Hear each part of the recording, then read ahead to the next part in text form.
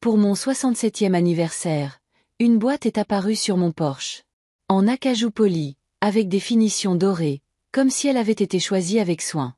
Aucune adresse d'expéditeur, juste une carte avec 2 mots, bon anniversaire.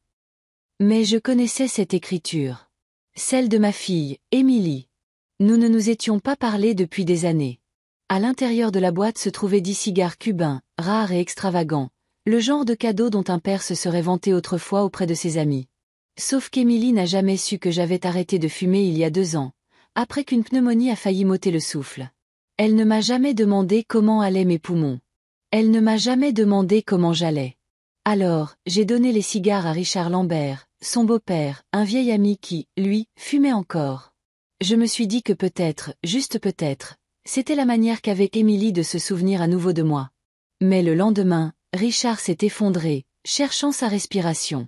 Le médecin a dit que ce n'était pas une maladie. C'était un poison. Et à cet instant, la vérité m'a blessé plus profondément que la maladie ne l'aurait jamais fait. Ma fille ne s'était pas souvenue de moi. Elle s'était seulement souvenue de ce qu'elle avait à gagner lorsque je ne serai plus là. N'oubliez pas de vous abonner à la chaîne et de commenter en indiquant d'où vous regardez. L'hôpital sentait l'antiseptique et la peur. Je me tenais près du lit de Richard, observant le va-et-vient de sa poitrine au rythme des clics et des bourdonnements des machines. Des tubes sortaient de ses bras, les moniteurs clignotaient. Il était en vie, mais à peine. Sa femme était assise dans un coin, ses mains tremblant autour d'un gobelet de café en carton. « Jeanne » murmura-t-elle, la voix brisée. Ils ont dit que ce n'était pas son cœur. Ils ont dit que c'était quelque chose qui l'a fumé. Mon estomac se noua. L'image de cette boîte en acajou me revint en mémoire. L'écriture d'Émilie. Les cigares. Je les lui ai donnés, admis-je doucement. Ils m'étaient destinés. Ses yeux s'écarquillèrent d'horreur. Vous. Elle ne termina pas sa phrase. Elle n'en avait pas besoin. J'ai quitté l'hôpital cette nuit-là avec plus de questions que de réponses. L'air de novembre transperçait ma veste alors que je marchais vers ma voiture. Chaque respiration brûlait un peu, comme le souvenir de ma pneumonie. Je n'avais pas touché au tabac depuis. Émilie le savait. Ou elle aurait dû le savoir. Pourquoi les aurait-elle envoyés? Pourquoi maintenant? Après des années de silence. À la maison, j'ai posé la boîte en acajou vide sur la table de la cuisine. Les finitions dorées scintillaient sous la lumière, se moquant de moi. J'ai repris la carte, juste 2 mots. Bon anniversaire. Pas de signature, pas de chaleur, juste une écriture que je ne pouvais confondre. Nette, délibérée, comme Émilie elle-même. Les souvenirs m'assaillirent. Elle, petite fille aux cheveux tressés, riant en courant dans le jardin. La façon dont elle s'asseyait sur les genoux de son père, mon défunt Martin, pendant qu'il fumait un cigare les soirs d'été, prétendant dessiner des cartes sur sa poitrine avec son doigt. Cet enfant avait disparu. À sa place se tenait une femme que je reconnaissais à peine, une femme qui ne m'avait pas appelée « maman » depuis des années. Je suis restée assise là jusqu'à minuit, à fixer cette boîte. La maison était silencieuse, trop silencieuse. Depuis la mort de Martin, le silence était devenu mon seul compagnon. Finalement, j'ai décroché le téléphone. Le lendemain matin, je suis entrée dans le commissariat de police locale. L'inspectrice Dubois, une femme d'une 40aine d'années aux yeux vifs et à la voix autoritaire, m'a rencontrée dans le hall. Vous dites que votre fille vous a envoyé des cigares et que l'homme qui les a fumés est en soins intensifs. Répéta-t-elle en haussant un sourcil. 3, 4, 5. Oui. Ma voix était stable, mais à l'intérieur, je tremblais. Le médecin a dit que ce n'était pas une maladie. Il a dit que c'était un poison. Et cette boîte, je la fis glisser sur son bureau, c'est de là qu'ils viennent. Elle l'étudia attentivement, soulevant le couvercle, reniflant le bois. Puis elle se pencha en arrière. Nous ferons des analyses. Mais, Madame Cartier, c'est une accusation grave. Êtes-vous sûre que votre fille les a envoyés? Je connais son écriture, dis-je froidement. Une mère n'oublie jamais. Dubois hocha lentement la tête, griffonnant quelque chose dans son carnet. Nous devrons le confirmer. Cette nuit-là, je n'ai pas pu dormir. Chaque craquement de la maison ressemblait à un murmure. Chaque ombre semblait porter son visage. Je suis restée assise dans mon fauteuil, le regard fixé au plafond, me demandant à quel moment précis Émilie avait cessé d'être ma fille pour devenir ce qu'elle était maintenant. À 2 heures du matin, le téléphone a sonné. C'était la femme de Richard. Ils disent qu'il est stable, dit-elle, sa voix inondée de soulagement, mais ils ont confirmé que ce n'était pas naturel. Les médecins pensent que c'était quelque chose dans le cigare. Mon cœur se serra. Je la remerciai et raccrochai. Je suis allé sur le porche, éclairé par la faible lueur de la lampe de sécurité, et j'ai regardé le jardin sombre. La nuit était silencieuse, à l'exception de l'aboiement lointain d'un chien. J'ai agrippé la rambarde à deux mains. « Émilie, pourquoi voudrais-tu m'effacer » 2 jours plus tard, l'inspectrice Dubois appela. « Nous avons fait des analyses, dit-elle. Les cigares étaient imprégnés d'aconitine. C'est une toxine végétale rare, extrêmement mortelle, même à petite dose. » Je ne dis rien. « Madame Cartier, continua-t-elle, y a-t-il une raison pour laquelle votre fille voudrait votre mort ?» La question résonna dans ma poitrine. Des images défilèrent. Émilie me questionnant sur ma pension de retraite des années auparavant. Ses remarques désinvoltes sur mon assurance vie. La façon dont elle s'était éloignée après son mariage, ne me contactant que lorsque l'argent était en jeu. « Elle a ses raisons, murmurai-je. Le ton de Dubois se fit plus vif. Nous avons besoin de les entendre. Plus tard cette semaine-là, Émilie appela. Sa voix était douce, trop douce. « Maman, as-tu reçu mon cadeau ?» Je me figeai, serrant le combiné jusqu'à ce que mes jointures blanchissent. « Oui. » Elle hésita, puis demanda. « En as-tu essayé un ?» « Non, dis-je d'un ton égal. Je les ai donnés à Richard. » Un long silence, puis un rire, aigu et cassant. « Eh bien, je suppose que ça marche aussi. » Quelque chose dans son ton me glaça le sang. Après avoir raccroché, je suis restée longtemps assise en silence, rejouant chaque mot. Le dimanche suivant, je suis passée en voiture devant sa maison. Je me suis dit que c'était une coïncidence, que je prenais juste le chemin le plus long pour rentrer. Mais quand j'ai vu sa nouvelle voiture brillante dans l'allée, je n'ai pas pu m'empêcher de me demander quelle part de celle-ci avait été achetée avec de la patience, et quelle part avec du calcul. Par la fenêtre, j'ai vu sa silhouette, riant avec son mari. Elle avait l'air heureuse, insouciante, comme si elle ne venait pas d'envoyer une boîte de mort à sa propre mère. Je n'ai pas frappé. Je suis juste restée là, dans ma voiture, jusqu'à ce que le soleil plonge derrière les arbres, puis je suis repartie. Cette nuit-là, j'ai sorti le vieux dossier où je gardais mes documents financiers. Police d'assurance vie, l'acte de propriété de la maison, l'épargne retraite, tout était soigneusement classé. J'ai regardé les papiers, soudain consciente de leur importance, non pas pour moi, mais pour elle. Elle ne m'avait pas demandé de nouvelles de ma santé depuis des années, mais elle m'avait posé des questions sur ces documents, sur les bénéficiaires, sur les montants de couverture. Peut-être qu'elle ne m'avait pas oublié. Peut-être qu'elle avait simplement planifié ma disparition. Les semaines qui suivirent furent un tourbillon de visites de la police, de nouvelles de l'hôpital et de nuits blanches. Dubois me pressait pour obtenir des détails, des dates, des conversations, tout ce qui pourrait lier Émilie à une intention. Je lui ai donné tout ce dont je me souvenais. Pendant ce temps, Richard se remettait lentement, bien que sa voix soit plus faible, son rire plus discret. Un après-midi, je lui ai rendu visite. « Tu as de la chance, Jeanne, » dit-il d'une voix rauque, en essayant de sourire. « Si tu n'avais pas arrêté de fumer, nous serions en train de planifier tes funérailles au lieu des miennes. » J'ai forcé un sourire, mais mon cœur était lourd. De la chance, c'est comme ça qu'ils appelaient ça. Mais la chance n'avait rien à voir là-dedans. C'était de la survie. Et la survie, réalisai-je, exigerait plus que de la chance. Elle exigerait de la patience. Parce qu'Émilie avait joué son coup. Maintenant, c'était mon tour. Quand l'inspectrice Dubois m'a demandé pourquoi ma fille voudrait ma mort, je n'ai pas répondu tout de suite. Comment expliquer des années de silence, de petites piques qui semblaient anodines sur le moment, mais qui blessaient plus profondément avec le temps? Comment mettre en mots que la petite fille que vous portiez autrefois sur vos épaules vous regarde maintenant comme un obstacle plutôt que comme une mère? J'étais assise dans son bureau, fixant les murs beige et ternes, et je repensais à la dernière vraie conversation que j'avais eue avec Émilie avant que tout ne s'effondre. C'était il y a 3 ans, peu après son mariage. Elle était venue chez moi, son mari Daniel à ses côtés, tous deux tirés à 4 épingles, leur sourire trop large.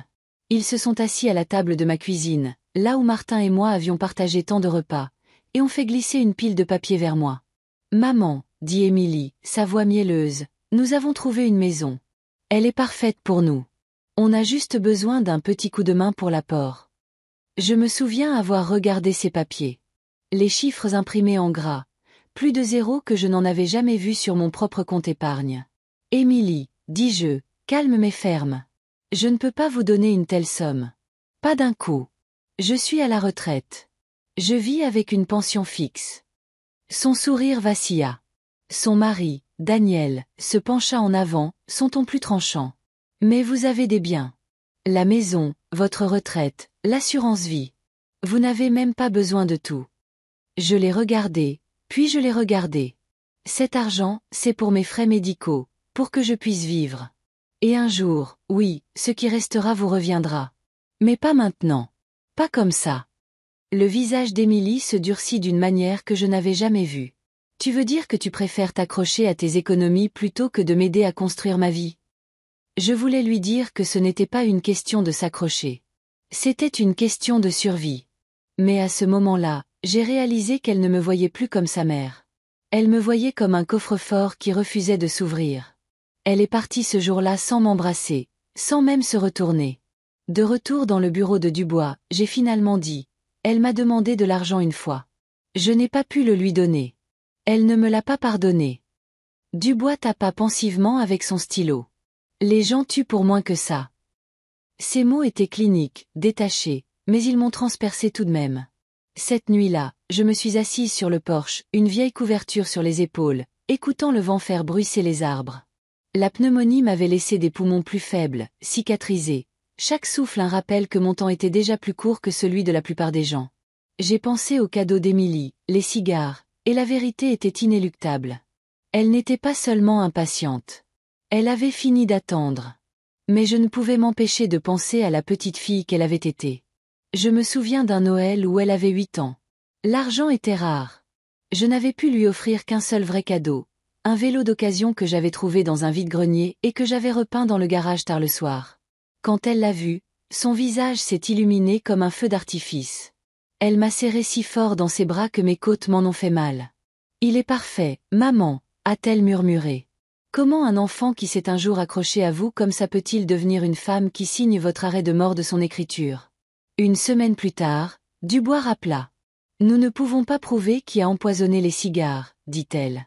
Pas d'empreinte, pas d'ADN, juste votre parole sur l'écriture. » Ma parole suffit, répliquai-je sèchement. Pas devant un tribunal, dit-elle, la voix calme. Pas encore. La ligne devint silencieuse, mais ces mots restèrent en suspens, comme de la fumée. Je suis allée au cimetière le lendemain. La tombe de mon mari était là, la pierre tombale usée par le temps, mais propre. Je me suis agenouillée, balayant les feuilles de la base et j'ai murmuré. « Martin, je ne sais pas ce qui lui est arrivé. Je ne sais pas comment notre petite fille est devenue ça. » Le vent me répondit, froid et vide. Ce soir-là, j'ai décidé de tester Émilie. J'ai composé son numéro, ma main tremblant sur le combiné. « Émilie », dis-je quand elle répondit. « Maman. » Son ton était lisse, prudent. Je pensais justement à toi. « Vraiment ?» demandai-je. « Bien sûr. Comment te sens-tu? As-tu apprécié ton anniversaire? » Je fis une pause. « Oui. Même si ça a failli être mon dernier. » Silence, juste un battement. Puis elle rit. « Maman, tu es si dramatique. Ce n'était qu'un cadeau. » J'insistai. « Un cadeau que je n'ai pas utilisé. Richard, si. Et maintenant, il est à peine en vie. » Un autre silence, plus lourd cette fois. Puis elle dit, froide comme la glace. « Eh bien, peut-être qu'il aurait dû faire plus attention. » J'ai dégluti difficilement. « Émilie. Que t'est-il arrivé? » Mais elle a raccroché. Pendant des heures, je suis restée assise dans le noir, le téléphone encore à la main. Ces mots tournaient en boucle dans ma tête. Peut-être qu'il aurait dû faire plus attention. Ce n'était ni de la culpabilité, ni du déni. C'était un calcul. Et j'ai su alors que Richard n'avait jamais été la cible. C'était moi. Le dimanche suivant, j'ai croisé une vieille voisine au supermarché. Une femme nommée Carole qui connaissait Émilie depuis qu'elle était petite. « Comment va Émilie » demanda-t-elle joyeusement. J'ai forcé un sourire. « Elle est occupée. » Carole hocha la tête. « Toujours ambitieuse. Je l'ai vue la semaine dernière, vous savez. Elle est passée dans une nouvelle voiture. Elle doit bien s'en sortir. » J'ai serré les dents. Bien sûr qu'elle s'en sortait bien.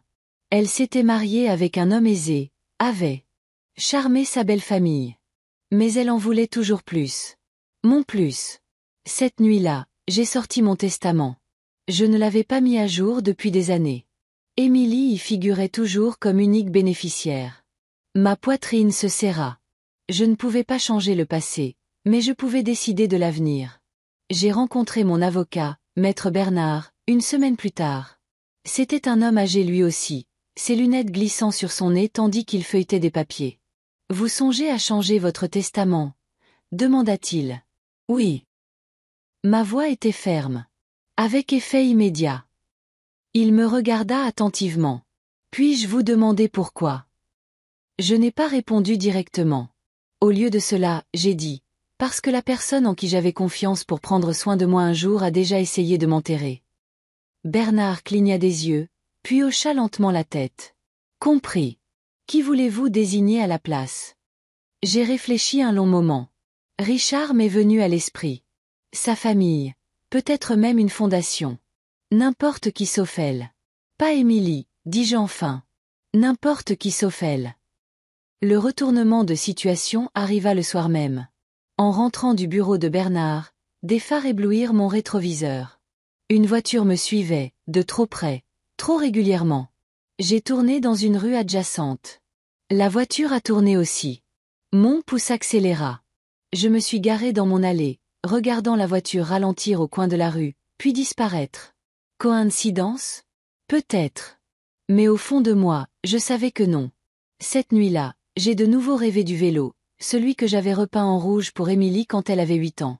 Seulement, cette fois, dans le rêve, elle s'éloignait de moi sur ce vélo et ne se retournait jamais. Quand je me suis réveillée, le soleil se levait à peine. Ma maison me sembla plus froide que jamais. Je me suis versé une tasse de café et je me suis assise à la table, fixant la boîte en acajou, toujours là, vide, mais lourde de sens. Émilie avait joué sa main, mais elle ne connaissait pas la mienne. Pas encore. Et en sirotant le café amer, je me suis fait une promesse silencieuse. Je ne la laisserai pas gagner. Ni avec mon argent, ni avec ma vie, ni avec mon nom. Le matin après avoir changé mon testament, j'ai trouvé une note glissée sous ma porte. Pas d'enveloppe, juste une feuille de papier pliée avec mon prénom griffonné en haut. « Maman, disait-elle, je pense que nous devrions parler. Émilie. » L'écriture était la même, nette et délibérée que sur la boîte de cigares. Mon estomac se serra.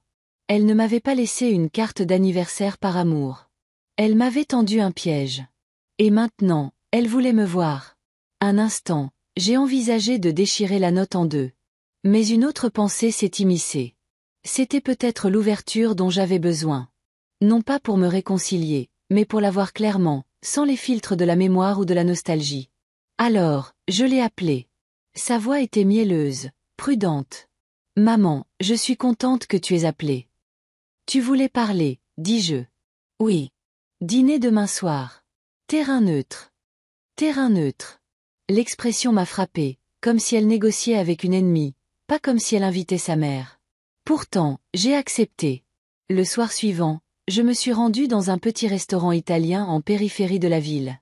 Elle était déjà là, assise près de la fenêtre, un verre de vin intact devant elle. Elle avait tout de la fille qui a réussi, une coiffure parfaite, une robe sur mesure, un diamant à la main qui aurait pu aveugler un homme en plein soleil. « Maman, » dit-elle avec un sourire travaillé. « Tu as l'air en forme. » Je me suis assise, croisant mes mains pour cacher leur tremblement. « Tu voulais parler ?»« Oui. » Elle se pencha en avant. « Je me sens mal que nous soyons si distantes. La vie est courte. Je ne veux pas de regrets. » Ces mots étaient fluides, mais ses yeux passaient de ma montre au stylo dans ma poche, à tout ce qui brillait. J'ai hoché lentement la tête. Des regrets. Elle sirota son vin, puis dit doucement.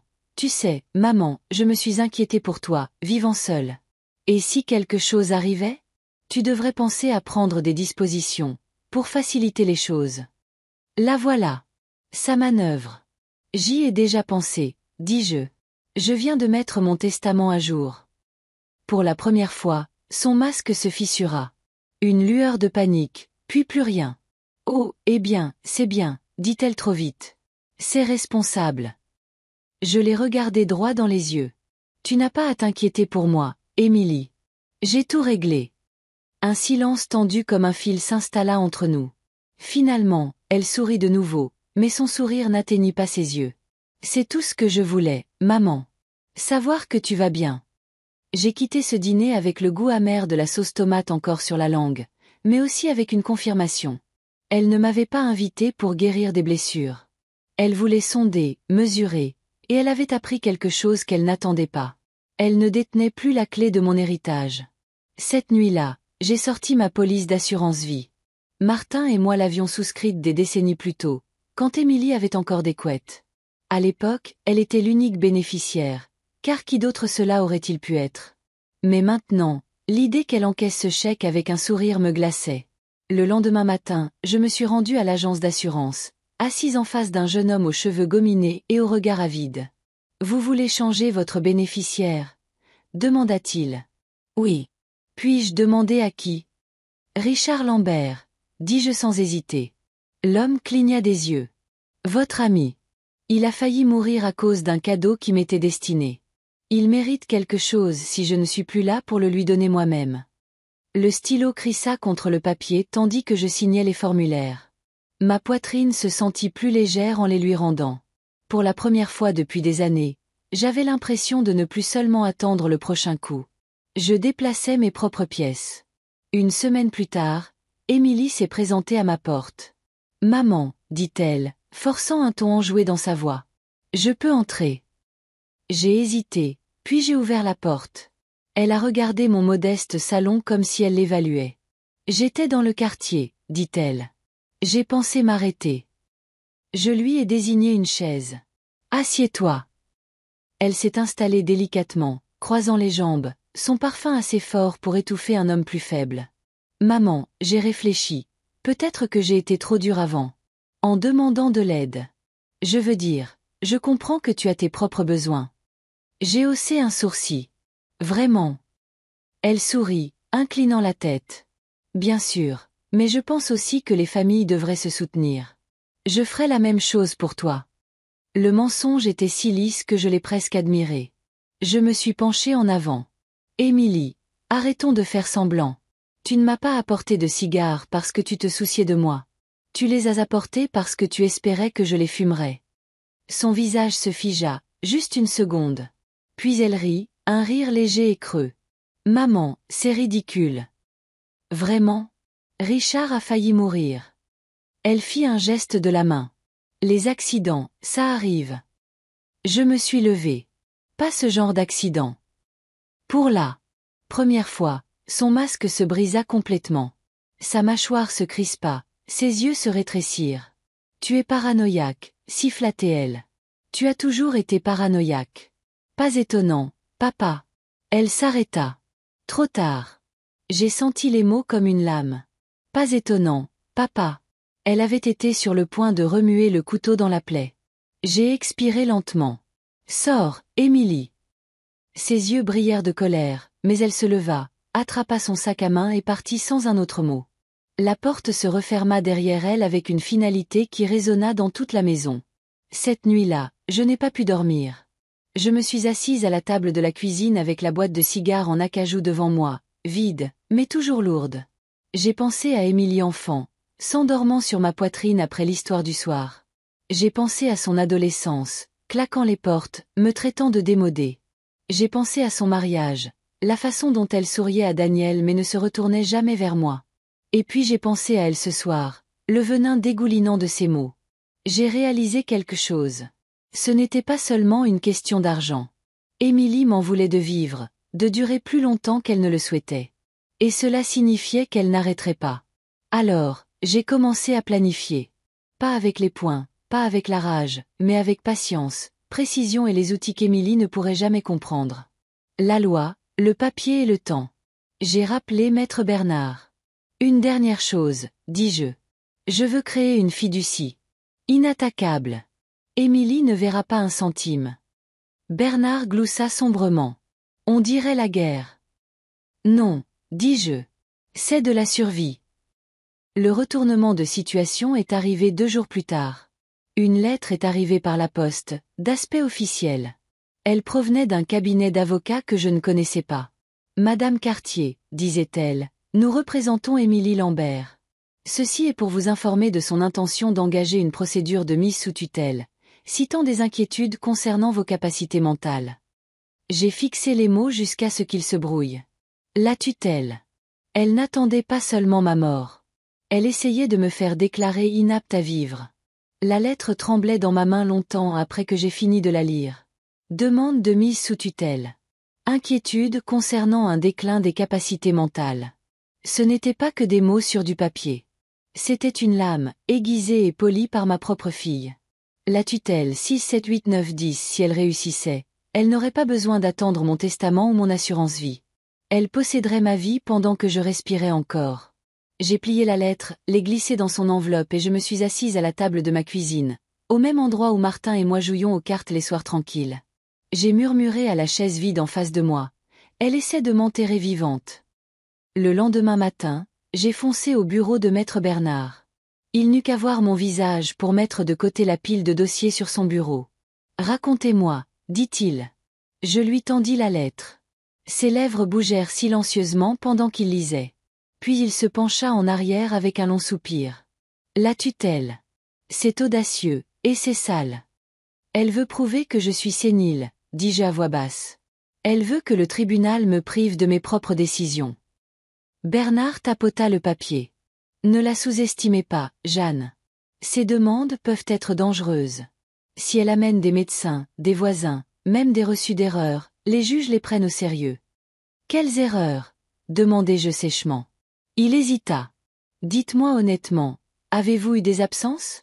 Oubliez vos médicaments, laissez la cuisinière allumée. J'ai serré la mâchoire. J'ai 67 ans, je ne suis pas gâteuse. Je me souviens de plus de choses qu'elle ne l'a jamais cru. Bernard se pencha en avant. Alors nous nous battrons. Mais prudemment. Ce n'est pas une question de colère. C'est une question de preuve. Si elle veut monter un dossier contre vous, nous en montrons un plus solide pour vous. Cette semaine-là, Émilie a commencé son spectacle. Des voisins sont passés avec des histoires étranges. Madame Patterson d'en face, votre fille a mentionné que vous étiez un peu confuse ces derniers temps. Elle a dit que vous aviez laissé votre porte d'entrée grande ouverte toute la nuit. Un pharmacien, plissant les yeux vers moi.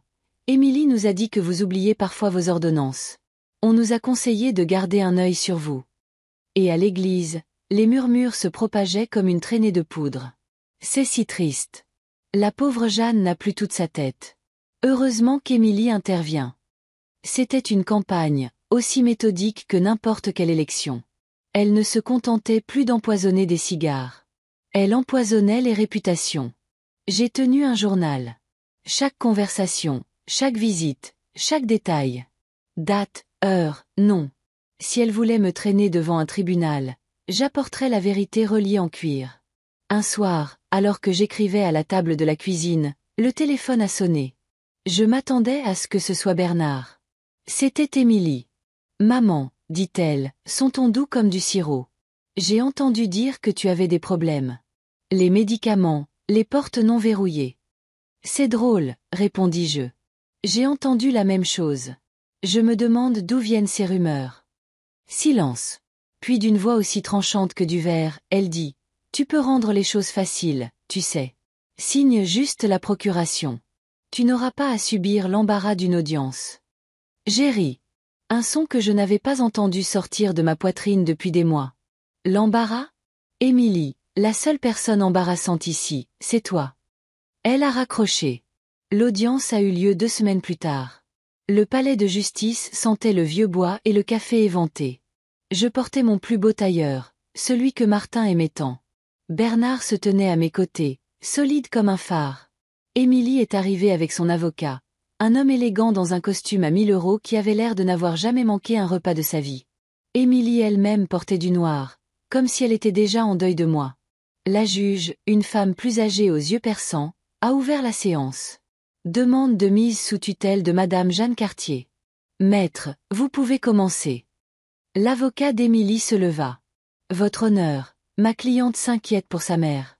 Elle oublie des tâches de base, laisse sa maison sans surveillance, néglige sa santé. Nous craignons pour sa sécurité. Il produisit des papiers, des déclarations de voisins, des relevés de pharmacie. Des murmures emplirent la salle d'audience. La juge se tourna vers moi. Madame Cartier, que répondez-vous? Je me suis levée lentement, le poids de chaque année dans ma colonne vertébrale, mais aucun dans ma voix. Madame la juge, je ne suis peut-être plus jeune, mais je ne suis pas incompétente. J'ai géré ma maison, mes finances et ma santé avec plus de soin que ma fille n'a jamais géré son propre mariage. Des hoquets de surprise parcoururent la salle. Le visage d'Émilie devint rouge. Je brandis mon journal en cuir. J'ai documenté chaque interaction depuis qu'elle a commencé cette campagne. Date, heure, mots exacts. Voisin sous pression, pharmacien trompé. Une machine à calomnie conçue non pas pour me protéger, mais pour me contrôler. Maître Bernard s'avança, remettant à la juge des copies de mon testament mis à jour, des changements d'assurance et de mes dossiers médicaux, tout en ordre.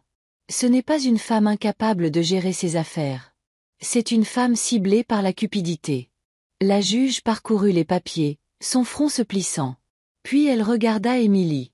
Mademoiselle Lambert, il est inhabituel qu'une fille cherche à mettre sous tutelle un parent qui maintient un tel niveau d'organisation et d'indépendance. Je vois plus de preuves de calcul de votre part que de déclin de la sienne. L'avocat d'Émilie tenta de protester, mais la juge le fit taire d'un regard.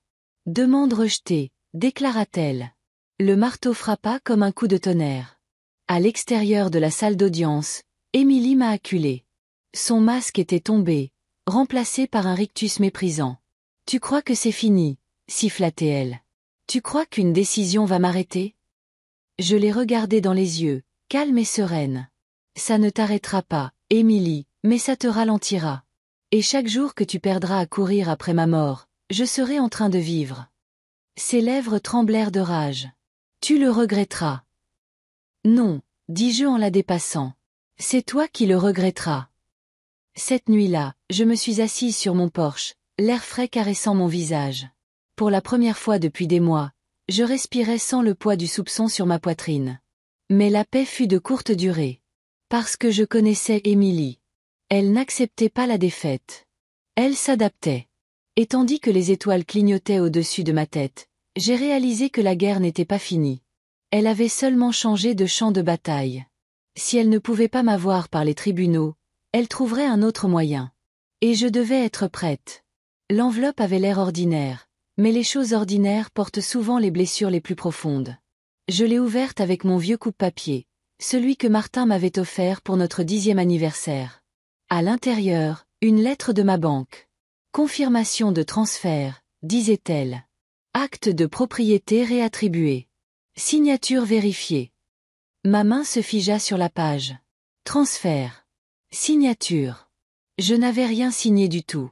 J'ai approché le papier, étudiant le nom calligraphié en bas. C'était le mien, ou du moins, il prétendait l'être. Les boucles, les courbes, imitaient des décennies de chèques et de reçus. Mais ce n'était pas ma main. C'était la sienne. Émilie. Elle m'avait contrefaite. Je suis allée directement à la banque, agrippant le volant si fort que mes jointures étaient blanches.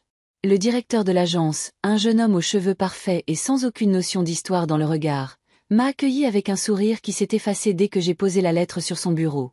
Je n'ai jamais autorisé cela, dis-je, la voix plate. Ce n'est pas ma signature. Il l'étudia, puis me regarda nerveusement. Madame Cartier, tout a passé les canaux de vérification. Le notaire l'a confirmé. Nous avons même une déclaration de témoin. Un témoin?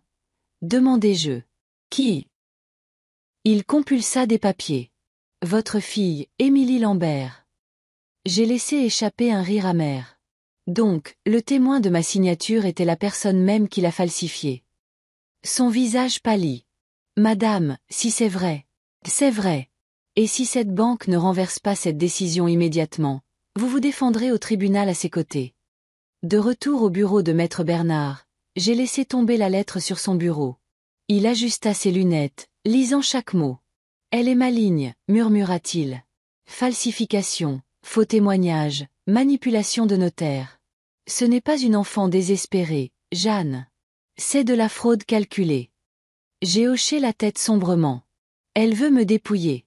Si la tutelle a échoué, elle essaiera de m'affamer à la place. Bernard se pencha en arrière. Nous pouvons nous battre, mais nous aurons besoin de preuves au-delà de l'écriture.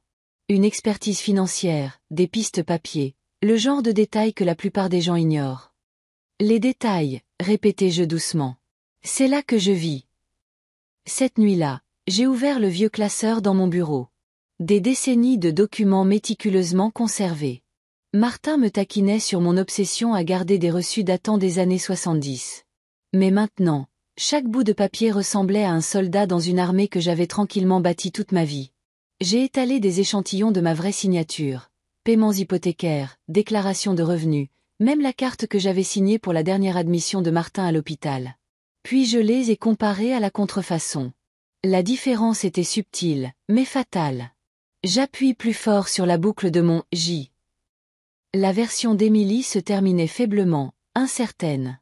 Mon « T » d'Encartier a toujours une barre franche. Le sien s'affaissait comme une branche fatiguée. Pour un étranger, c'était assez proche. Pour moi, c'était une étrangère portant mon visage. Le lendemain, Bernard et moi étions assis en face d'une experte en graphologie. C'était une petite femme avec des yeux qui en voyaient trop. Elle a examiné les signatures avec une loupe, traçant chaque ligne. « Ce n'est pas la vôtre, dit-elle enfin. Même pas proche. C'est une imitation délibérée, mais les tremblements dans les traits, elle était anxieuse, sous pression. Quiconque a fait ce faux essayait d'être parfait, et en essayant, s'est révélé. » Bernard sourit sombrement. C'est ce que j'avais besoin d'entendre. Nous allons assigner les registres du notaire également.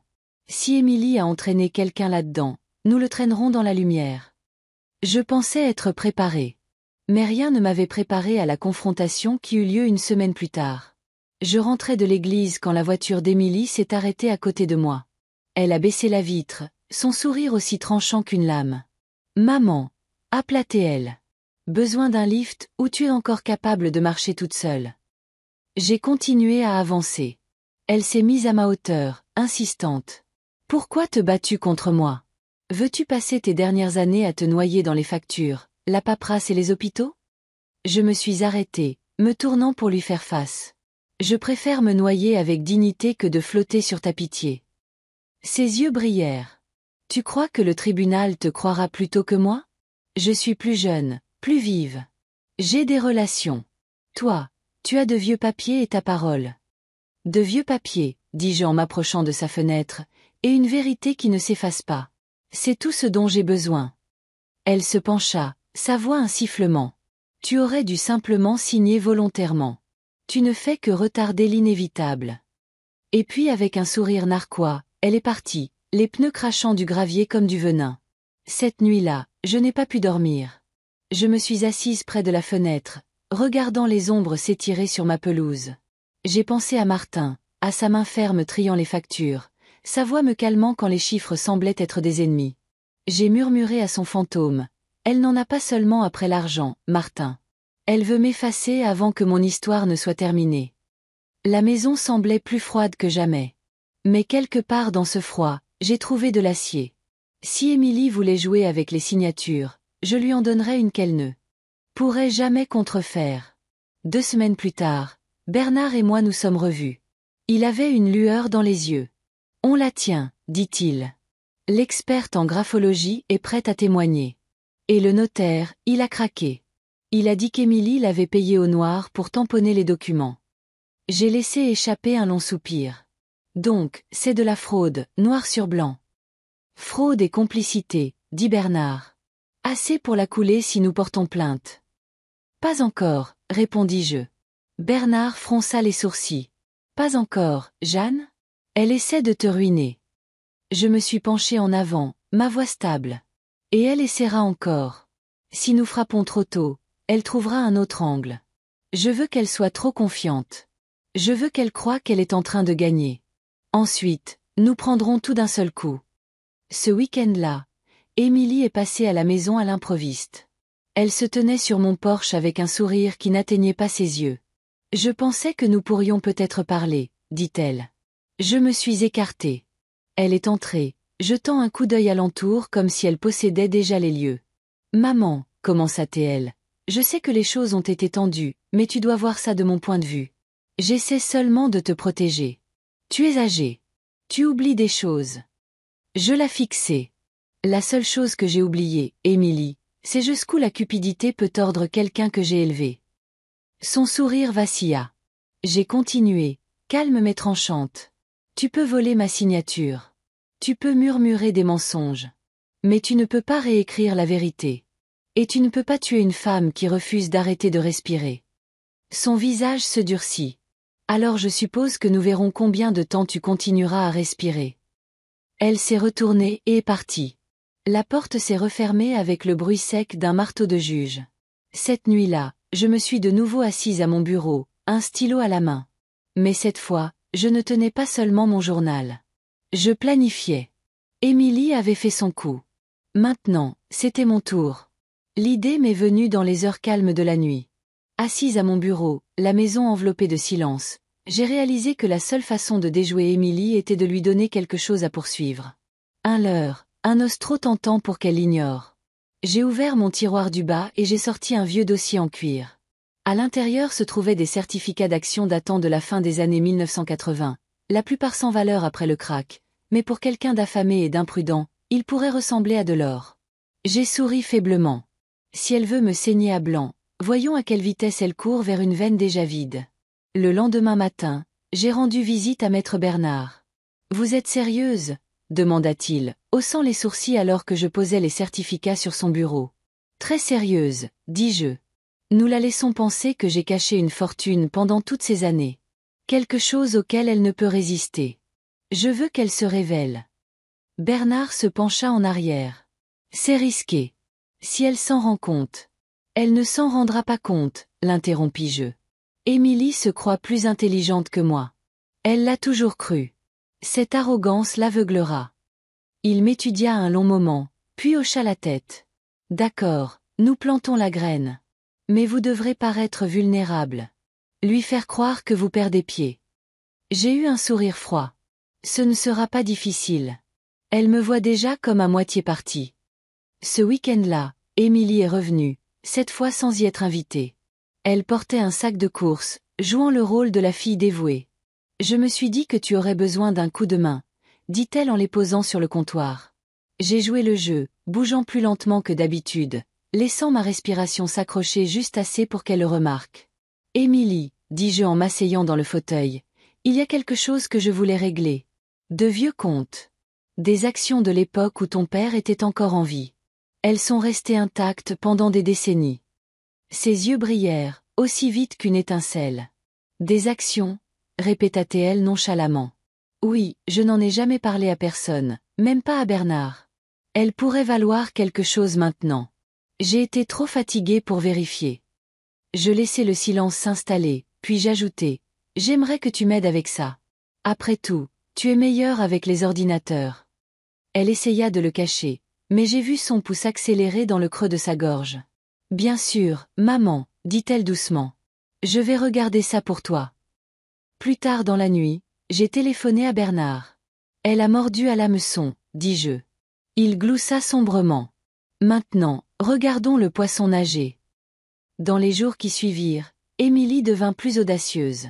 Elle cessa de feindre de se soucier de ma santé et commença à poser des questions directes. « Où sont exactement ces papiers d'action, maman ? » « Dans le bureau, » dis-je vaguement. « Quelque part dans ce vieux dossier. Je ne me souviens plus dans quel tiroir. » Elle s'attardait plus longtemps à chaque visite, fouillant dans les dossiers quand elle pensait que je ne la regardais pas. Une fois, je l'ai surprise debout devant le dossier, ses doigts effleurant les certificats comme s'ils étaient les reliques d'un trésor. « Tu ne devrais pas te fatiguer avec de vieux papiers, » dit-elle rapidement quand elle m'a vu l'observer. J'ai hoché la tête. « Tu as raison. C'est pour ça que je te fais confiance. » Le véritable tournant est survenu une semaine plus tard. Richard Lambert, son beau-père, l'homme presque tué par ses cigares empoisonnés, m'a appelé de l'hôpital. Sa voix était faible mais claire. « Jeanne, Émilie est venue me voir, » dit-il. Ma prise sur le téléphone se resserra. Que voulait-elle ? Elle m'a posé des questions sur tes anciennes affaires. Elle a dit qu'elle t'aidait à mettre tes finances en ordre. Jeanne, elle ne posait pas de questions comme un membre de la famille. Elle creusait, comme un fossoyeur. J'ai fermé les yeux. Les pièces du puzzle tombaient exactement là où je le pensais. Richard, dis-je doucement, ne lui en dis pas plus qu'elle n'en sait déjà. Et pour l'amour de Dieu, ne fume rien de ce qu'elle te donne. Il eut un rire forcé qui se transforma en tout. Ne t'inquiète pas. J'ai appris ma leçon. Le dimanche suivant, Émilie m'a invité à dîner chez elle. Juste un repas simple, dit-elle, sa voix dégoulinant d'une douceur répétée. Je suis arrivée et j'ai trouvé sa table parfaitement mise, des bougies allumées. Son mari, Daniel, parlait à peine, ses yeux passant nerveusement de l'une à l'autre. Je pouvais dire qu'il en savait plus qu'il n'osait le dire. Émilie m'a servi du vin, bien qu'elle sache que je bois rarement. À un nouveau départ, dit-elle en levant son verre. J'ai porté le verre à mes lèvres, mais je n'ai pas avalé. J'ai laissé le liquide me toucher les lèvres avant de reposer le verre. Alors, Émilie, dis-je calmement, as-tu eu de la chance avec ces vieilles actions? Elle se pencha en avant, ses yeux brillants. Oui, maman. Je pense qu'elle pourrait valoir beaucoup. Assez pour nous faciliter les choses, à nous tous. Son sourire s'élargit, mais il y avait une fin derrière, aussi acérée que des dents. Daniel laissa tomber sa fourchette avec un cliquetis. Émilie lui lança un regard qui aurait pu trancher l'os. J'ai incliné la tête. Daniel, tu sembles mal à l'aise. Il balbutia. Il fait juste chaud ici. La main d'Émilie se referma sur la sienne. Il va bien. Nous allons tous bien. Cette nuit-là, de retour à la maison, j'ai écrit dans mon journal. Elle poursuit des ombres, les prenant pour de l'or. Mais Daniel sait. Il est en train de craquer. Et quand il le fera, toute la façade s'effondrera. 2 jours plus tard, Bernard m'a appelé. Il avait intercepté une demande qu'Émilie avait déposée à la banque. Elle avait tenté d'utiliser ses documents de procuration pour accéder au prétendu compte d'action. Sauf que, dit Bernard en agitant les papiers, elle a de nouveau utilisé la signature falsifiée. Et cette fois, nous avons la surveillance horodatée et l'analyse graphologique, tout concorde. J'ai laissé échapper un long soupir. Elle resserre le nœud autour de son propre cou. Bernard hocha la tête. 1 ou 2 pas de plus et nous aurons assez non seulement pour blanchir ton nom, mais pour l'enterrer au tribunal. Mais la vraie révélation est venue de manière inattendue. Tard un soir, Daniel a frappé à ma porte. Il se tenait là, les épaules voûtées, les yeux remplis d'un mélange de peur et de honte. « Madame Cartier, dit-il doucement, je ne peux plus garder ça pour moi. Émilie, elle m'a tout dit. Elle a dit qu'une fois que vous ne serez plus là, elle aura tout. L'assurance, la propriété, même ses actions. Et elle a dit que si je ne la soutenais pas, je me retrouverais sans rien. Je l'ai étudié, mon silence pesant plus lourd que n'importe quelle question. Finalement, il a murmuré. Elle prépare autre chose, quelque chose pour bientôt, et je pense que vous devriez être prudente. Je l'ai laissé s'asseoir dans mon bureau pendant que je préparais du café. L'homme tremblait, ses mains secouant la tasse qu'il tenait. « Ce n'est pas la femme que j'ai épousée, dit-il. Elle est obsédée, Jeanne. Obsédée par ce que vous avez, pas par qui vous êtes. » Je me suis penché en avant, ma voix aussi stable que la pierre. « Daniel, la seule façon de l'arrêter est de la laisser s'exposer. J'ai besoin que vous teniez bon encore un peu. Pouvez-vous le faire ?» Il déglutit difficilement, puis hocha la tête. « Bien, dis-je. Parce que quand elle tentera enfin le coup de grâce, je l'attendrai. » L'avertissement de Daniel a tourné en boucle dans mon esprit pendant des jours. Elle prépare autre chose. Quelque chose pour bientôt. Sa voix était brisée par la peur, et je savais qu'il n'exagérait pas. Je n'ai pas eu à attendre longtemps. 2 matins plus tard, j'ai trouvé un nouveau flacon de pilules sur le comptoir de ma cuisine. Verre ambré, bouchon blanc, soigneusement étiqueté à mon nom. Sauf que je n'avais pas vu ce médecin depuis des années, et je n'avais commandé aucune ordonnance. Je l'ai tenu à la lumière. Les pilules à l'intérieur étaient blanc cassé, crayeuses, sans marque. Pas les comprimés habituels. Un froid glacial s'est répandu en moi. Elle passe à la vitesse supérieure. Au lieu de le jeter, j'ai glissé le flacon dans une enveloppe et l'ai apporté directement à maître Bernard. Il ne l'a même pas ouvert. Nous allons le faire analyser. N'en touchez pas une autre. J'ai hoché la tête. Ma poitrine était serrée, pas à cause de la maladie cette fois, mais de la colère. Elle n'est plus seulement avide, Bernard. Elle est imprudente. Ça la rend dangereuse. Ce soir-là, Richard a de nouveau appelé de l'hôpital. Sa voix était frêle, Mais ces mots avaient du poids. Jeanne, dit-il d'une voix rauque, Émilie est revenue. Elle a posé des questions sur ton assurance. Elle m'a pressé de lui dire si tu avais toujours des polices actives. Elle a prononcé le mot paiement. J'ai fermé les yeux. L'assurance. C'était donc son angle d'attaque.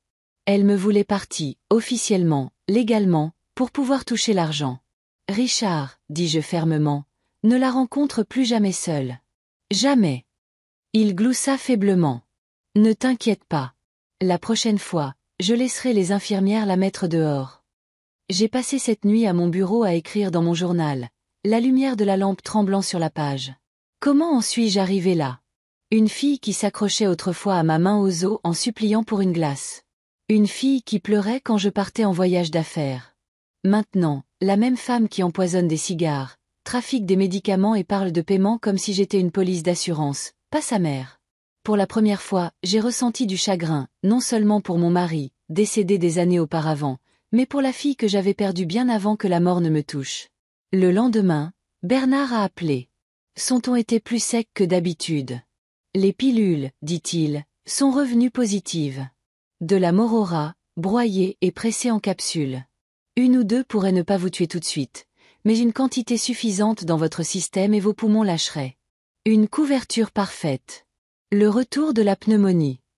J'ai serré le téléphone si fort que mes jointures sont devenues blanches.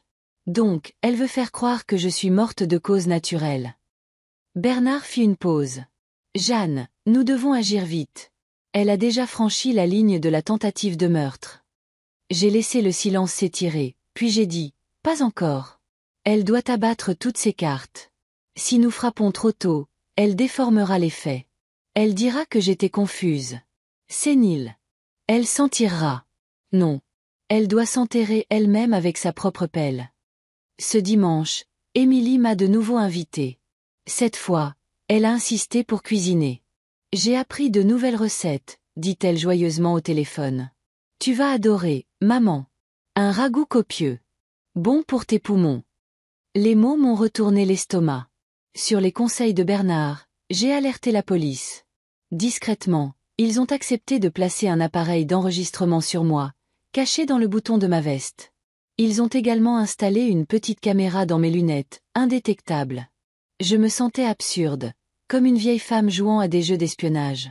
Mais ensuite, j'ai pensé à Richard s'effondrant, à bout de souffle, à Daniel tremblant sur le pas de ma porte, au flacon de pilules sur mon comptoir, et l'absurdité a disparu, remplacée par la résolution. Sa maison sentait le romarin et l'ail, une marmite mijotait sur la cuisinière, la vapeur s'enroulant dans l'air. Émilie se déplaçait dans la cuisine avec l'assurance de quelqu'un qui se croyait déjà victorieux. « Assieds-toi, maman », dit-elle chaleureusement. Le dîner sera prêt dans 10 minutes. Je me suis assise, ajustant mes lunettes juste assez pour orienter la lentille vers le comptoir. Mon regard a capté un petit flacon à côté de la planche à découper, sans étiquette. Elle a servi le ragoût dans des bols en fredonnant doucement. Puis, comme si c'était chorégraphié, elle a saupoudré une pincée de poudre du flacon dans le mien. Pas le sien, pas celui de Daniel, le mien. Mon cœur battait la chamade, mais mon visage est resté impassible. Voilà, dit-elle doucement, en le posant devant moi. Les mains de Daniel s'agitaient sur ses genoux. Ses yeux passaient de moi au bol. Il a ouvert la bouche puis l'a refermée, sa mâchoire tremblante. « Vas-y, maman », a insisté. « Émilie. C'est bon pour toi. » J'ai levé la cuillère, la laissant planer juste au-dessus de la surface. La caméra a tout filmé. Puis je l'ai reposée. « Émilie, » dis-je doucement, « pourquoi ne prends-tu pas la première bouchée ?» Son sourire vacilla très légèrement. « Oh, maman, c'est fait juste pour toi. Tu en as plus besoin. » La fourchette de Daniel tomba sur la table avec un bruit sec, sa voix se brisa. « Arrête ça, Émilie. Arrête. » Elle se figea, ses yeux flamboyants. « De quoi tu parles ?» Il repoussa sa chaise. « Je ne peux plus te couvrir. » Elle sait. Tout le monde sait. Le visage d'Émilie perdit toute couleur. Puis elle se tourna vers moi, sa voix dégoulinant de venin. « Tu m'as piégée. » J'ai soutenu son regard, aussi stable que la pierre. « Non, Émilie. Tu t'es piégée toute seule. » Elle quitta la table en trombe, ses talons frappant le sol comme des coups de feu. La porte de la cuisine claqua. Je suis restée assise dans le silence qui a suivi, Daniel tremblant, le bol de ragoût intact refroidissant devant moi. Quand je me suis finalement levée, j'ai posé une main sur son épaule. « Tu as fait ce qu'il fallait ce soir. » Il a hoché la tête, les larmes aux yeux. « Je ne sais pas ce qui va se passer maintenant. » « Maintenant, dis-je, ma voix froide mais calme, nous laissons la justice suivre son cours. Mais Émilie ne le sait pas encore. Elle pense toujours qu'elle a une chance. Et c'est exactement ce qui la perdra. » Cette nuit-là, de retour à la maison, j'ai de nouveau écrit dans mon journal. Le piège est presque refermé. Elle a essayé de me tuer avec des cigares, avec des pilules, avec de la nourriture. Chaque fois, elle a échoué, mais l'échec n'a fait qu'aiguiser son désespoir. Bientôt, elle essaiera une dernière fois. Et quand elle le fera, le monde la verra pour ce qu'elle est vraiment. J'ai posé le stylo, contemplant le calme de mon bureau. Pour la première fois depuis des mois, j'ai ressenti quelque chose qui ressemblait à de la paix. Je pensais que la tempête était passée après la nourriture empoisonnée, mais le silence a sa propre manière de murmurer des menaces. 3 nuits plus tard, je me suis réveillée au son du gravier crissant sous ma fenêtre. Au début, je me suis dit que ce n'était rien, des animaux errants, le vent qui déplaçait les branches. Mais ensuite, j'ai vu les phares balayer mes murs, lents et investigateurs, comme si quelqu'un là dehors voulait me rappeler qu'il n'avait pas terminé son travail.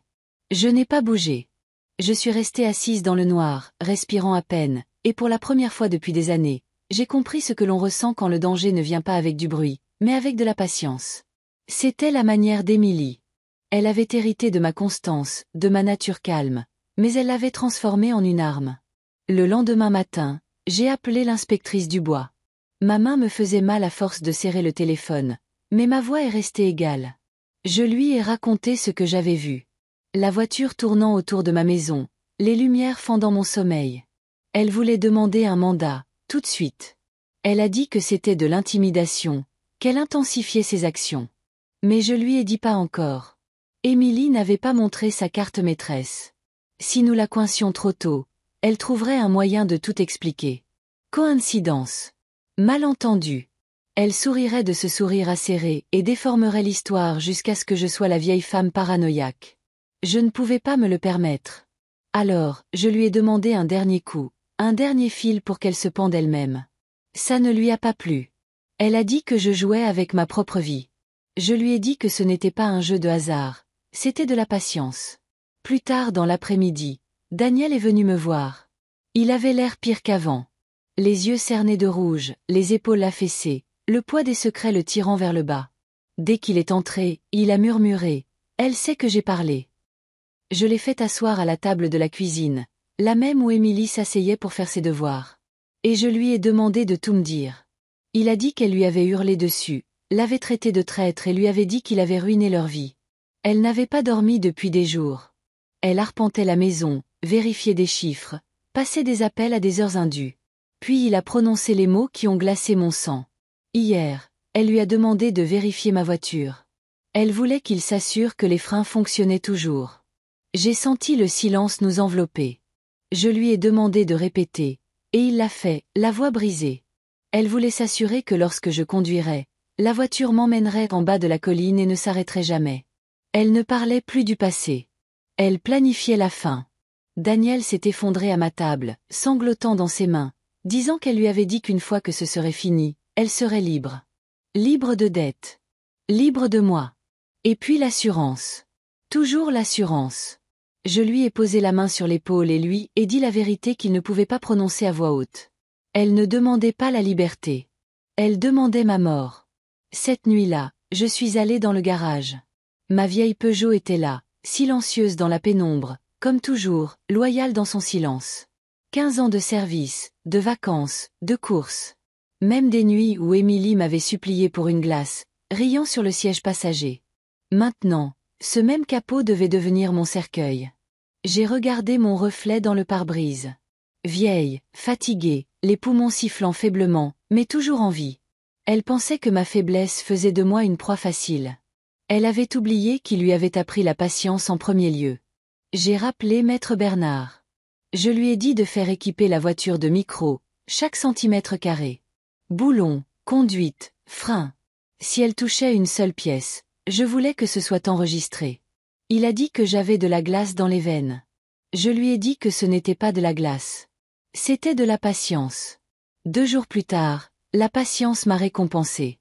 Je me suis garée au bout de la rue et je suis rentrée à pied à travers les ombres.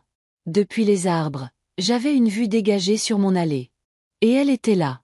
Émilie. Ma fille, mon sang. Accroupie sous le capot avec une lampe de poche entre les dents, ses mains bougeant avec une assurance experte. Elle ne tâtonnait pas. Elle savait exactement quoi couper. Je suis restée là, dans l'obscurité, le cœur battant à tout rompre, mais le visage aussi calme que l'objectif caché au-dessus du garage qui capturait chaque détail. Pendant 20 minutes, elle a travaillé, ne s'arrêtant que pour s'essuyer les mains sur un chiffon. Quand elle a eu fini, elle s'est tenue au-dessus de la voiture, presque tendrement, comme un artiste admirant sa toile. Puis elle s'est glissée dans son véhicule et est partie comme si de rien n'était. Je n'ai pas bougé jusqu'à ce que ses feux arrière disparaissent. Puis j'ai marché jusqu'à ma voiture et j'ai posé ma main sur le capot. Le métal était encore chaud. Ma poitrine me faisait mal, pas de peur, mais de souvenir. Elle s'asseyait ici, balançant ses jambes, me suppliant pour les dimanches, et maintenant elle avait transformé la même voiture en un piège mortel. Je suis rentrée et je me suis assise, fixant la chaise vide de l'autre côté de la table de la cuisine. Je l'avais perdue bien. Avant ce moment, mais la voir accroupie dans l'allée avec cette main ferme, c'était comme l'enterrer 2 fois. Le lendemain matin, Bernard a appelé. Sa voix était sèche. Elle a coupé la conduite de frein, net. Si tu avais descendu une pente, tu n'aurais pas dépassé le coin de la rue. J'ai fermé les yeux. C'était suffisant. Plus que suffisant. Il la tenait maintenant. Mais au lieu de soulagement, j'ai senti le chagrin pressé contre mes côtes. L'arrêter signifiait des procès, des gros titres et des années de prison. Ma fille, mon Émilie. Pourtant, quel choix avais-je? La laisser libre signifiait ma mort. Ce soir-là, j'ai rendu visite à Richard à l'hôpital. Il était pâle, son corps affaibli, mais ses yeux avaient la même acuité que je me souvenais de nos jeunes années. Je lui ai dit qu'elle avait trafiqué ma voiture. Ses yeux se sont fermés. Que Dieu nous vienne en aide, murmura-t-il. Elle va se détruire. Elle l'a déjà fait, lui ai-je dit. Il m'a regardé longuement, puis m'a demandé si je témoignerais contre ma fille. J'ai serré les poings. Je lui ai dit que si c'était le seul moyen de rester en vie, je le ferais. Mais plus que la survie, je voulais qu'elle voie la vérité, qu'elle affronte ce qu'elle était devenue. Le lendemain matin, Daniel est revenu, le visage creux, la voix éraillée. Il a dit qu'elle attendait que je prenne la voiture ce jour-là. Elle croyait que c'était fini, que la voiture achèverait ce qu'elle avait commencé. Il a dit qu'elle lui avait dit qu'une fois que ce serait fait, elle respirerait enfin à nouveau. Je l'ai regardée dans les yeux et je lui ai dit qu'aujourd'hui, elle apprendrait ce que coûte la liberté. Cette nuit-là, j'ai tout préparé. La police avait l'enregistrement. La voiture était sur écoute, les caméras cachées. Mon journal était ouvert sur mes genoux alors que j'écrivais. Demain, Émilie fait face à la vérité. Demain, elle s'enterre dans la tombe qu'elle a creusée pour moi. J'ai fermé le livre et je l'ai posé sur la table à côté de moi. Puis j'ai murmuré dans le silence de la pièce, ma voix ferme, finale. Demain, ma fille essaie de me tuer pour la dernière fois. Le matin est arrivé, gris et lourd, le genre de ciel qui pèse sur vos épaules avant même que vous ne mettiez le pied dehors. Je savais que ce serait le jour où tout basculerait. Mon café est resté intact sur la table. Je n'avais ni faim, ni soif. J'attendais. À 9 heures, la voiture banalisée de l'inspectrice Dubois était garée 2 maisons plus loin, cachée sous les branches d'un vieux chêne. Une autre berline que je ne reconnaissais pas tournait au ralenti un peu plus loin, des agents à l'intérieur avec des caméras braquées sur mon allée. Chaque mouvement avait été répété, chaque angle préparé. Tout ce que j'avais à faire, c'était de jouer mon rôle. Une vieille femme montant dans sa voiture, inconsciente de ce qui l'attendait sous le capot. Mais je n'étais pas inconsciente. J'étais bien éveillée. Je me suis habillée avec soin. Une chemise repassée, un pantalon, les chaussures en cuir qu'Émilie m'avait offertes un jour pour la fête des mères. Elles étaient éraflées maintenant, plissées sur le dessus, mais je les ai portées quand même.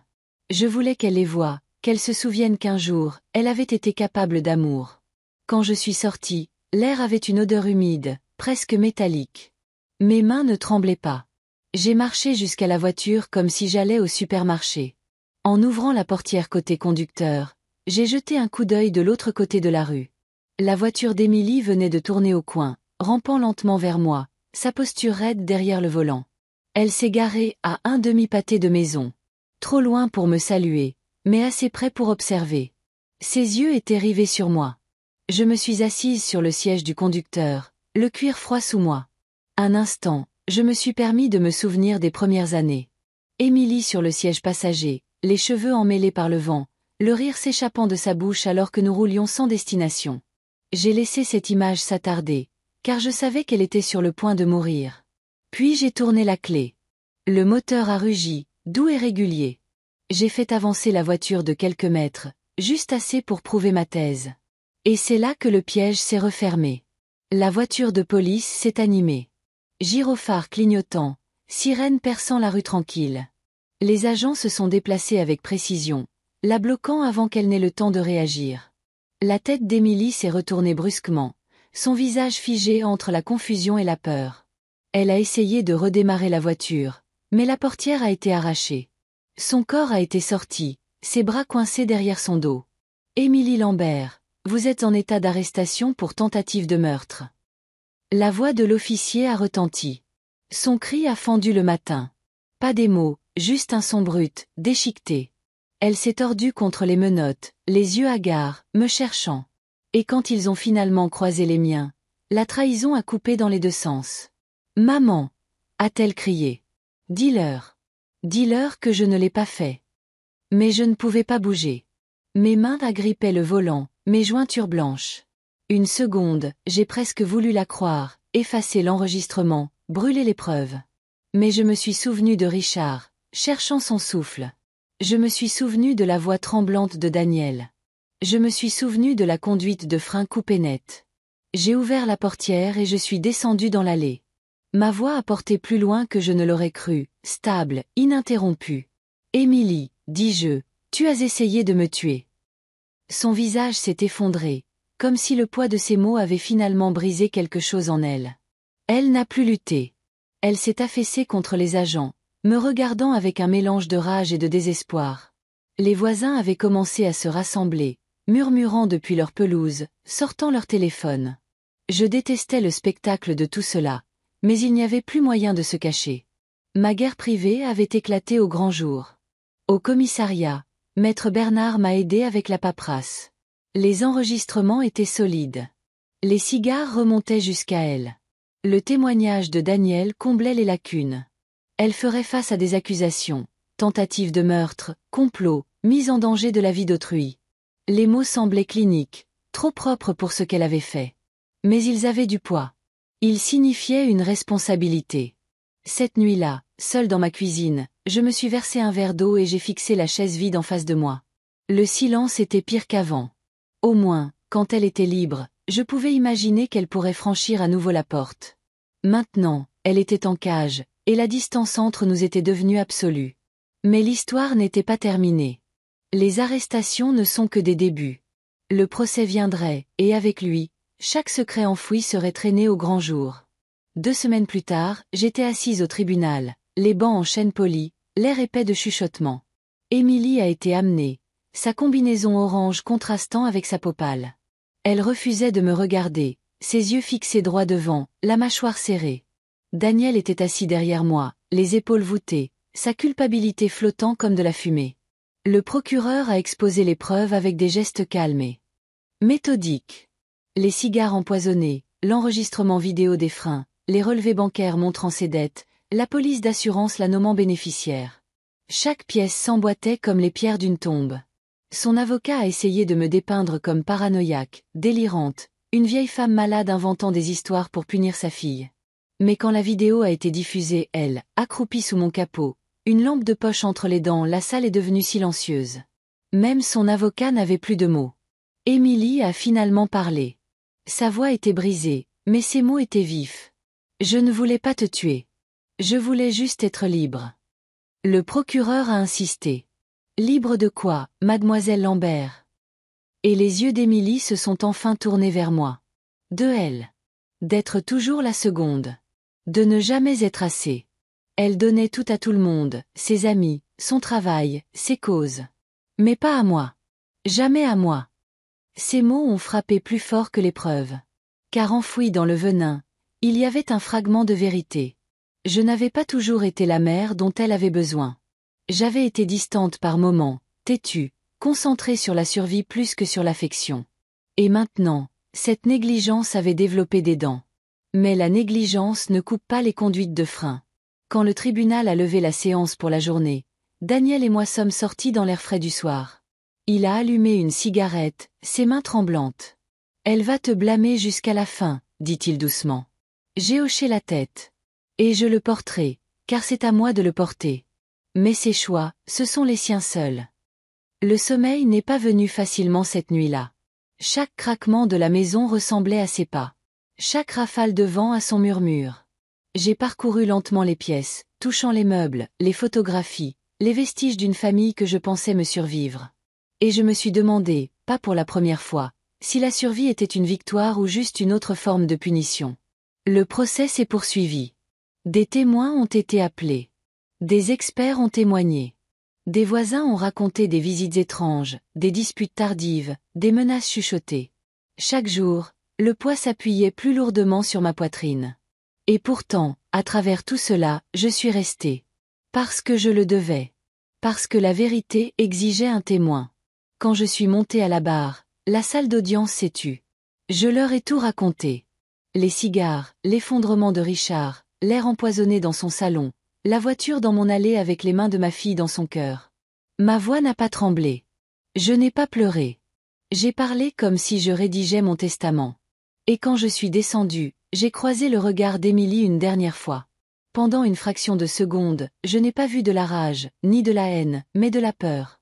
Comme si elle comprenait enfin la gravité de ce qu'elle avait fait. Le marteau a frappé, résonnant comme un tonnerre. La séance est levée. Demain, le verdict tomberait. Je suis sortie dans la lumière déclinante, les marches du palais de justice froides sous mes chaussures.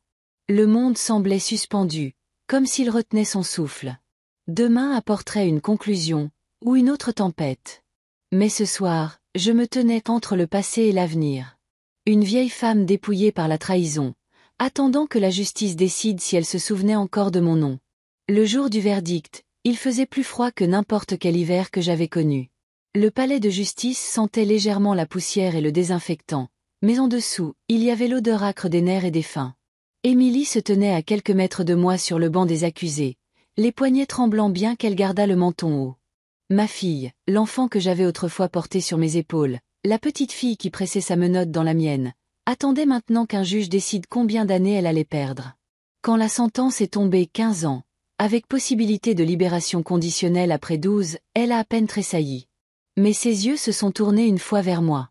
Un instant, j'ai cru voir la petite fille qui pleurait quand sa poupée était cassée, qui me suppliait de la réparer.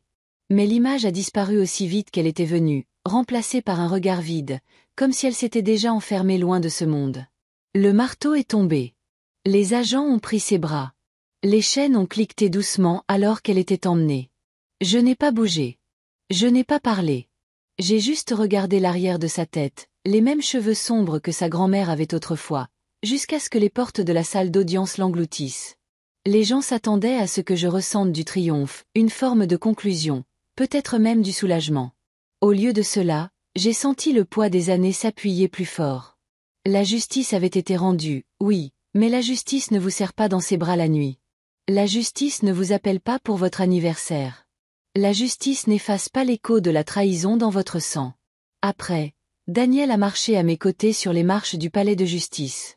Il n'a rien dit au début, puis doucement, « Maman, penses-tu qu'elle nous ait jamais aimés ? Ou était-ce toujours une question d'argent ?» J'ai fait une pause, fixant les marches de pierre grise sous mes chaussures. « Elle nous a aimés, un jour, dis-je à voix basse. Mais quelque part en chemin, elle a commencé à aimer ce qu'elle pensait lui être du plus que ce que nous étions. » Daniel a dégluti, la gorge serrée. Il voulait en dire plus, je le sentais, mais les mots sont restés coincés dans sa poitrine. Parfois, le silence entre une mère et son gendre en dit plus que n'importe quel discours. Les semaines qui ont suivi ont semblé étranges, vides. La maison était de nouveau silencieuse. Trop silencieuse. Je me surprenais à me réveiller tôt, à faire du café pour personne, à sortir 2 tasses avant de réaliser qu'il n'y avait que moi. L'absence de la voix d'Émilie, qu'elle soit en colère, distante ou douce, résonnait plus fort que n'importe quelle présence ne l'avait jamais fait. Mais la vie ne s'arrête pas par respect pour votre chagrin. Elle avance, régulièrement, implacablement. Les factures devaient être payées. Les marches du porche grinçaient toujours. Les mauvaises herbes du jardin n'attendaient pas que je fasse mon deuil. Alors, j'ai commencé à m'en occuper. J'ai réparé le porche de mes propres mains. Cela m'a pris 3 après-midi, le marteau résonnant dans le silence. Chaque coup semblait être une réponse à la question « Que faire maintenant ?» Puis j'ai planté des tomates, des poivrons et une rangée de haricots. Mes mains se sont enfoncées dans la terre, noire et fraîche. La terre sous les ongles est une chose simple, qui vous ancre. Elle ne demande pas qui vous a trahi ou pourquoi. Elle demande juste de l'eau, du soleil et de la patience. Et en retour, elle vous donne quelque chose de vivant. Les voisins l'ont remarqué. Madame Turner d'en face m'a fait un signe de la main un matin, puis m'a apporté de la soupe. Elle s'est assise avec moi sur le porche, parlant de son défunt mari, de la façon dont le chagrin ne part jamais vraiment, mais il devient plus léger lorsqu'il est partagé. Pour la première fois depuis des mois, je me suis sentie vue, non pas comme la femme dont la fille a essayé de la tuer, mais simplement comme Jeanne, sa voisine. Richard Lambert, pendant ce temps, se remettait. Le poison l'avait presque achevé, mais il était têtu. Un après-midi, je l'ai vu traverser mon jardin, s'appuyant sur une canne. Il s'est assis à côté de moi sans un mot. Son visage était pâle, mais ses yeux étaient vifs. « Je te dois la vie », a-t-il marmonné. J'ai secoué la tête. « Tu ne me dois rien. Nous avons été victimes de la même boîte. » Il a gloussé sèchement, a toussé, puis a dit « C'est drôle, frôler la mort vous fait remarquer les petites grâces. Cette brise, par exemple. » Nous sommes restés assis là en silence, à écouter les feuilles trembler dans le vent. Les survivants n'ont pas toujours besoin de mots. Parfois, nous avons juste besoin de la compagnie silencieuse de quelqu'un qui comprend. Daniel est venu souvent. Au début, par inquiétude. Il me trouvait dans le jardin, les manches retroussées, de la terre sur les mains. « Tu travailles trop dur », disait-il. « Le travail est ce qui me maintient en vie », répondais-je. Un soir, après m'avoir aidé à tutorer les tomates, il s'est attardé. Sa voix a brisé le silence du crépuscule. « Maman, penses-tu parfois à lui pardonner ?» Je me suis appuyée sur la pelle, la sueur coulant sur ma tempe. Le pardon n'est pas un interrupteur, Daniel. C'est une lente érosion. Pour l'instant, la blessure est trop vive. Mais peut-être un jour. Peut-être. Il a hoché la tête, la mâchoire serrée. Je pouvais voir le conflit en lui. Elle était sa femme, après tout. La trahison n'efface pas le sang, mais elle le noue en des nœuds impossibles à défaire. Le temps a passé. Les mois se sont transformés en saisons. Les tomates ont mûri, douces et rouges. Le porche ne gémissait plus sous mes pas. J'ai commencé à faire du bénévolat au centre social local, réparant des chaises, apprenant aux enfants à poncer le bois et faisant la lecture à haute voix lorsque leurs parents ne le pouvaient pas. Il y avait quelque chose chez ces enfants, les yeux écarquillés, avides d'attention, qui a touché une corde sensible en moi. Peut-être étaient-ce de la culpabilité, peut-être de la rédemption, peut-être les deux. Émilie s'asseyait autrefois avec ses mêmes yeux écarquillés, attendant que je la remarque. Je l'ai fait, mais pas assez. Et je porterai cette vérité jusqu'à mon dernier souffle. Aider ces enfants n'effaçait pas ce qui s'était passé, mais cela me rappelait que la présence, une présence calme et constante, est plus puissante que l'argent, les cadeaux ou les promesses. Pensais-je à Émilie tous les jours? Lui ai-je pardonné? Pas entièrement. Peut-être jamais. Certaines nuits, je rêvais d'elle enfant, agrippant ma main sur le chemin de l'école, souriant quand je lui racontais une mauvaise blague. Dans ses rêves, elle m'aimait encore, sans calcul. Se réveiller de ses rêves était toujours la partie la plus difficile. Mais avec le temps, j'ai appris quelque chose. La paix n'arrive pas comme une tempête qui éclate. Elle s'insinue lentement, cachée dans l'ordinaire. Dans la façon dont un voisin vous salue, dans le rire des enfants au centre social, dans le goût d'une tomate du jardin. La paix n'est pas venue avec le verdict. Elle est venue dans ces petites grâces tenaces. Un après-midi d'automne, Daniel et moi étions assis sur le porche, des tasses de café réchauffant nos mains. Le jardin s'étendait devant nous, les feuilles devenant dorées. « Tu sembles plus légère ces jours-ci, dit-il. « Peut-être que je le suis, répondis-je. Peut-être que j'ai finalement arrêté de demander pourquoi et que j'ai commencé à demander et maintenant. » Il m'a regardé longtemps, puis a dit doucement, Je suis content que tu sois toujours là, maman. Les mots ont atterri plus lourdement que n'importe quel marteau, plus chaudement que n'importe quel verdict. À cet instant, j'ai réalisé quelque chose. La survie, ce n'est pas seulement survivre à la trahison. C'est vivre au-delà d'elle. Alors, une femme comme moi peut-elle jamais trouver la paix après que sa fille a essayé de l'effacer? Pas le genre de paix qui oublie. Non, c'est un conte de fées. Mais le genre de paix qui vous permet de vous réveiller, de vous occuper de votre jardin, d'aider un voisin, de rire avec votre gendre. Cette paix est réelle. J'ai appris que la trahison peut vous laisser des cicatrices, mais elle n'a pas à définir le reste de votre vie. Vous portez la cicatrice, oui, mais vous continuez aussi à avancer. Et à la fin, c'est suffisant. Merci de m'avoir accompagné dans ce voyage. Si vous avez aimé cette histoire, merci d'aimer cette vidéo, de vous abonner à la chaîne et de partager vos impressions sur cette histoire dans les commentaires. Pour écouter l'histoire suivante, cliquez sur la playlist qui s'affiche maintenant à l'écran.